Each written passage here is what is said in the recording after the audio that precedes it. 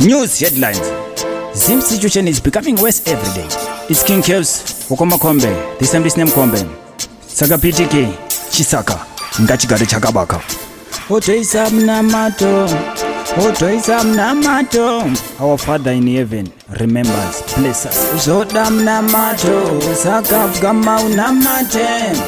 Zoda mnamato, Otoisa mnamato wezimu.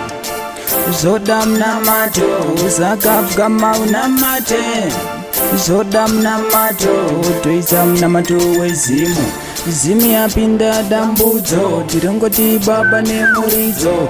Iche tumira ngirozi, iti pukute misodzi. Tinongotarira kwa mori, nekuti ndimi muridzi. Vana venyu tiri hwai, imi ndimi mufudzi. Zoda mnamato, Saka Gama unamate. Zoda mnamato, Otoisa mnamato wezimu. Zoda mnamato, Saka Gama unamate.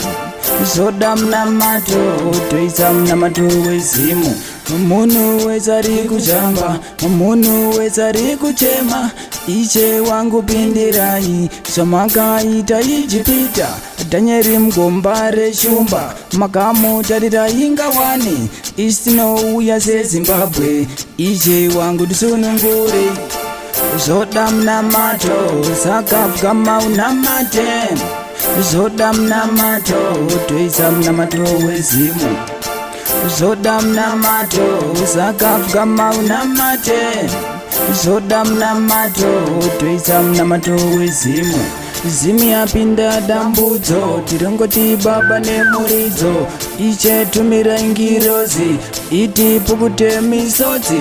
Tinongotarira kwa mori, nekuti ndimi muridzi. Vana venyu tiri hwai, imi ndimi mufudzi. Zoda mnamato, Saka Gama unamate. Zoda mnamato, Otoisa mnamato wezimu. Zoda mnamato, Saka Gama unamate. Zoda mnamato, Otoisa mnamato wezimu. Munu wezari kuchamba, munu wezari kuchema. Iche wangu pindirai, somaka ita ijipita. Danyeri mgombare shumba, makamu tarira ingawani. Istino uya se Zimbabwe, iche wangu dusunungure. Zoda mnamato, Saka Gama unamate.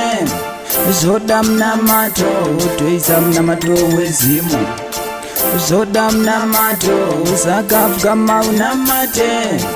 Zoda mnamato, Otoisa mnamato wezimu. It's only a prayer that opens or closes the doors. God bless Zimbabwe. Remember us. King Kevs.